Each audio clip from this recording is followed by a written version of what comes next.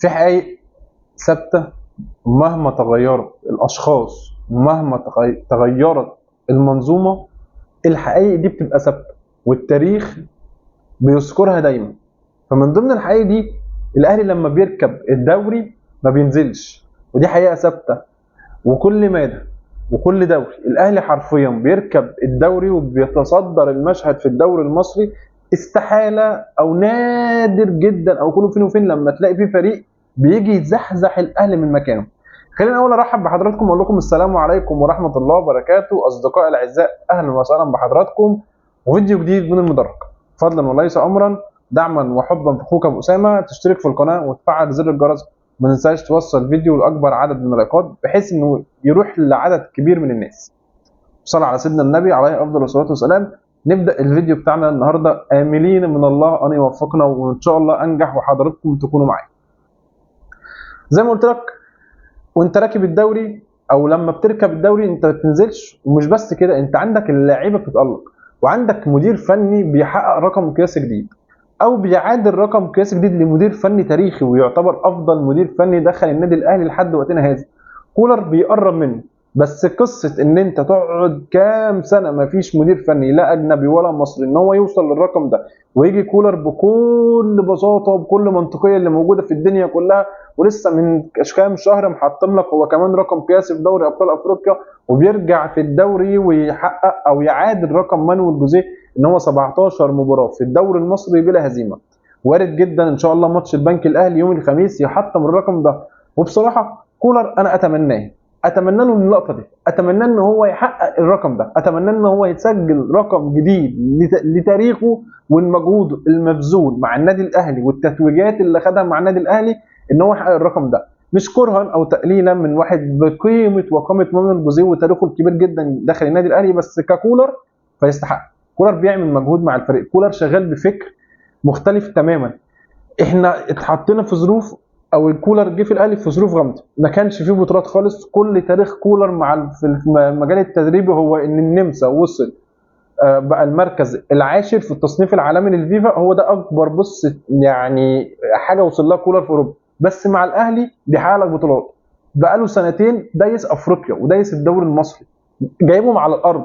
فانت بتتكلم مع مدير فني محترم، بتتكلم مع مدير فني عارف بيعمل ايه، مدير فني بيعاقب اللعيبه بطريقه معينه، بس ما بيجيش عليه زي ما يكون ايه بيملص له ودانه كده او بيقرص له ودانه، واللاعب بيرجع تاني بيخش باجواء الفرقه. خد كهربا، خد قفشه، ايا كان اللعيبه، تمام. ونقطه قفشه دي احنا هنجيلها، بس صبرا لحد ما نشوف اسامه ابو علي. اسامه ابو علي يعني إيه يعني تحيه كبيره جدا للساعه او للشخص اللي اتفرج على وسام او فريق السكاوتنج اللي اتفرج على وسام ورشحه للجهاز الفني. طيب ما العين حلوه اهي، والعين جميله اللي بتنقي اللعيبه وتختارها وتجيبها من النادي الاهلي. ليه ما بنعملش كده او ليه ما عملناش كده من بدري؟ ليه؟ يعني وسام جودته خلت الناس تقول ان جودته مفيش اعلى من الدوري المصري، والراجل اللي بالاهداف اللي بيسجلها، انت بتتكلم في 16 ماتش بحوالي 15 مساهمه تهديفيه او اكتر كمان، فده رقم مهولي، رقم لاعب جاي لك في انتقالات يناير بقى هداف الدوري. فده رقم مش طبيعي، رقم هداف، رقم مهاجم تقيل، رقم كل مره بياكد او كل ماتش بياكد هو الحل دايما من عنده. لقطه ضربه الجزاء المعهود في الفريق الكره الحالي او في الفريق بتاع النادي الاهلي ان وسام ابو علي هو اللي في اي ضربه جزاء هو اللي بيتقدم وبيشوط. فالمفروض ان البلن اللي جابه امبارح وسام وغلط فيه سعد سمير بحرده بحنكه وذكاء، وانه سابق سعد ومد رجله قدام سعد وورط سعد في ضربه الجزاء. فالطبيعي معروف ان اي ضربه جزاء بتيجي بيتقدم لها وسام. فلقيت ان وسام رجع، وكان راجع وهو مثلا متضايق او متعكت، لان الطبيعي هو اللي بيشوط والراجل عايز ينافس على هداف الدوري ولقب كويس، لقب محترم في اول سنه او في اول 6 شهور كمان، فحاجه كويسه او رقم محترم. فتلاقي الراجل رجع لان كولر ماشي بعهد او بقانون اللي بيجيب ضربه جزاء ما بيسجلهاش، ودماغ الراجل ماشيه كده وهو شايف ان كده صح، ما نقدرش نتكلم. فتلاقي وسام رجع وتقدم امام، وامام قدر ان هو يسجلها بارقام برده في منتهى الجمال مع النادي الاهلي، ويقول لك اصل امام ارقامه مع الزمالك كانت احسن من ارقامه مع النادي الاهلي. ده كلها خرافات احنا مالناش دعوه بيها، تمام. من بيسجل. فبعد 25 دقيقه بتيجي فاول، فبيتقدم له وسام فبيسجل الفاول بطريقه في منتهى الجمال. محمد بسام استحاله يعرف يتعامل معاها، لان الكره لما تطب او تعمل بنده في الارض قبل ما تخش على المرمى فبتعمل كارثه لحارس المرمى، صعب جدا ان اي حارس يتعامل معاها. فانت امكانيات وسام والسلكان اللي فيه، وان هو ما خرجش بره مثلا الماتش وتعكنن وقال لك لا انا ازاي بتاع دوت ان ما صوتش ضربه جزاء وانا بنافس على صداره المهدفين. لا لا لا لا، الراجل زي ما هو في الملعب، ذهنه وباله في الملعب شغال كويس جدا، مركز. الفاول جاله، دخل شاط جون ولا اجمل. بقى حديث العالم كله في مصر، او بقى حديث الجماهير المصريه كلها، بلاش العالم كله دي بلاش ابالغ شويه يعني، تمام. بقى حديث الجمهور في مصر. فخامه محترم، يعني مهاجم كما ينبغي ان يكون. تيجي لعمر كمال، فانت عمر كمال ده حدوته لوحدها. عمر كمال ده وقت ما الراجل بيحتاجه هو دايما موجود. يعني لعب لك ماتشين ورا بعض في الباك، خلى جماهير الاهلي تتغنى، وزي ما يكون بص جماهير الاهلي نسيت يعني ايه باك رايت، او بص ما صدقت ان الجماهير الاهلي تلاقي خامه محترمه في الباك رايت بعد اللي محمد هاني بيقدمه لنا. جونين ورا بعض، احسن لاعب في المباراه، ماتشين ورا بعض، وفتح لك ماتش البلديه وقدرت ان انت تطلع بالمكسب منه.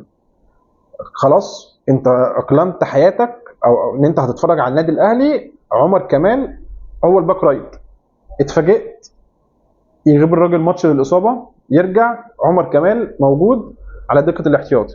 طيب يعني كان من المفترض او من المعهود عليه ان اللي هيغطي غياب علي معلول ان هو عمر كمال، وان عمر كمال هيشيل اي حته سواء في الباكات. ولما غاب علي معلول او لما اتصاب علي معلول كان المفروض الجماهير كانت مثلا حاطه في دماغها ان عمر هو اللي هيشيل الحته دي كلها. اتفاجئت ان كريم فؤاد هو اللي بيلعب وسادد والدنيا ماشيه، وعمر برده مركون. باك رايت تلاقيه، وينج تلاقيه، انزل يا عمر روح هنا حاضر، انزل يا عمر روح هنا حاضر.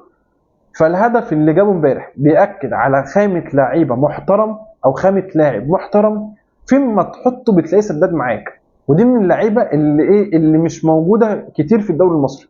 باك رايت شغال، باك ليفت شغال، وينج رايت قدام محمد هاني شغال، وينج ليفت امبارح يعني بيخترق اختراق وبيجري بسرعته فبيحط الكره تشيب من فوق بسام، فلقطه في منتهى الجمال.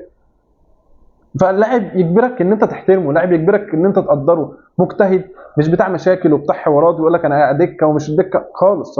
هو بص انا نازل مركز، فين ما يختارني المدير الفني ويقول لي العب انا هقول له سمعا وطاعا، واثبت له نفسي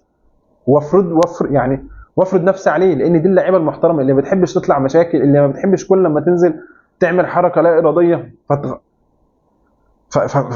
فتقلب غرفه الملابس، تقلب اوضه اللبس بحركه لا اراديه. ما بتفكرش قبل ما تاخد قرار ان او تطلع تتكلم، ما تفكرش انا ممكن الكلام او الفعل ده هيوديني فين او هيعمل لي ايه في الفرقه بتاعتي. فانا قصدي على قفشه في النقطه دي بالذات، انا قصدي على قفشه. في لعيبه كتيره جدا في الدوري المصري للاسف هي نجوم كبار، ومش في الدوري المصري في العالم كله هم نجوم كبار. بس فكره ان انت نجم ما بتعرفش تتكلم، وكل لما بتطلع في لقاء صحفي او اعلامي او على السوشيال ميديا بتورط نفسك في مشاكل وتدخل نفسك في حوارات، فدي غلطه كبيره جدا لازم تفرمل عنها. ولازم بعد كده ايا كان بقى انت طلعت وضحت من شويه على السوشيال ميديا او انت عملت ايه، مش نقطتنا تماما. بس انت لازم بعد كده يا اما مش عارف تسيطر على نفسك، مش عارف تسيطر على نفسك، ترجع خطوه لورا وتفرمل وتبدا تفكر وتعيد حساباتك. ليه؟ لان انت بتدي احساس عند الناس ان في مشكله جوه اوضه اللبس وفي مشكله جوه فريق النادي الاهلي، فبالتالي انت عملت مشكله من لا مشكله. تمام؟ انت كقفشه طالع امبارح زعقت وعملت زعق وي وي وي، بررت ده مع اني انا عارف ان انت سالك وطيب وابن حلال والكلام ده كله، بس المبرر بتاعك اللي حطيته النهارده على السوشيال ميديا انا مش داخل دماغي. لان انت عملت مشكله واديت احساس عند الناس ان في مشكله معاك او مع المدير الفني، وان انت دايما شايف ان كولر يعني ايه مش عاجبه اي حاجه بتعملها في الملعب. فرد فعلك على التغيير ورد فعلك بعد كده انك انت تحط الاحصائيه بتاعتك بعد الماتش على السوشيال ميديا وتطلع للمبرر ان انت مش عاجبك ادائك ومش عاجبك مثلا ان انت ما عملتش حاجه او ما ساعدتش الفريق، انا معاك، انا محترم، انا ماشي، انت مبرر يا سيدي على عيني وعلى راسي، بس انت ازاي بتديني مبرر وانا شايفك قبلها بيوم بتطلع لك احصائيه لنفسك، وان انت مثلا مش عاجبك ان انت ما خدتش جايزه افضل لاعب في الماتش. لان لو جيت بصيت من كام شهر مع تصريح ليه مع ابراهيم فايق قال لك ان اللعيبه او جايزه احسن لاعب في الماتش ما لهاش مقياس عندنا في مصر.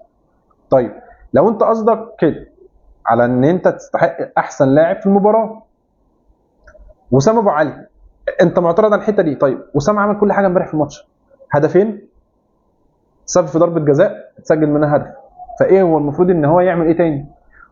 وانت كحته ذكاء المفروض انت شايف لاعب واكل دماغ الجمهور بادائه، اللي هو حتى مثلا الجمهور مش هيبتلي عليك او اي حاجه لان الجمهور بيقدر وبيشوف كويس، بيشوف لاعب زي وسام واكل الدنيا.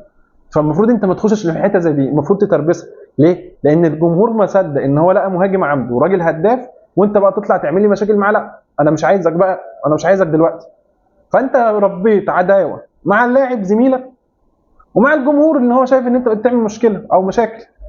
يبقى ده كله احنا في بلد كله ما بتعرفش تتكلم، ما تتكلمش. المره الوحيده اللي اتكلم فيها حسام عاشور عمل بلاوي ومش هيخش النادي او طلع بره النادي.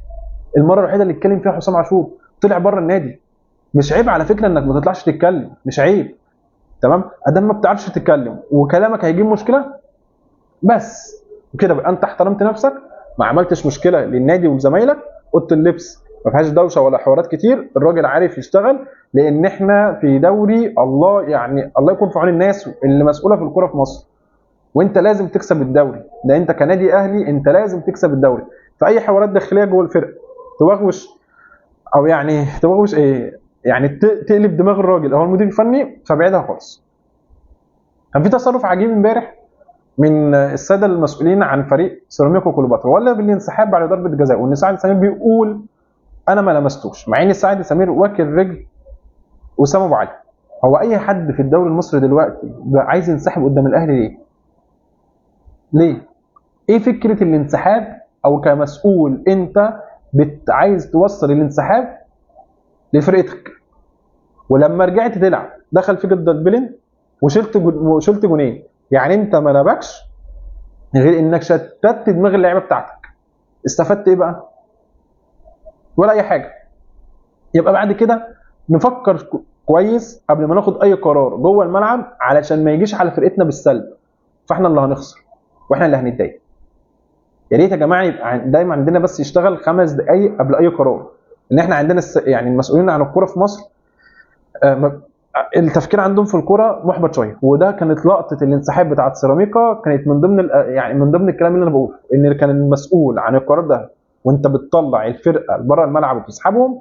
لو كان بس عندك دقيقتين تفكر ان انت هتطلع الفرقه بره تركيزها في الماتش، ان انت كنت ممكن تتعادل بعد جون القندوسي اللي ما زال بيقدم مستويات هايله، وان لحد دلوقتي مش عارف كولر ليه مش موافق عليه والقصص دي كلها. بس تمام انت كنت ممكن ترجع، كنت ممكن تتعادل، كان شيء وارد.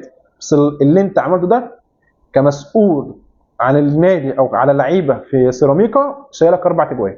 فيا ريت بعد كده نبقى نفكر كويس قبل ما نستعجل وناخد قرارات تاخرنا وتودينا في سكك احنا في غنى عنها. لان كده او كده انت كده كده هتخسر، يعني هتخسر من الاهلي.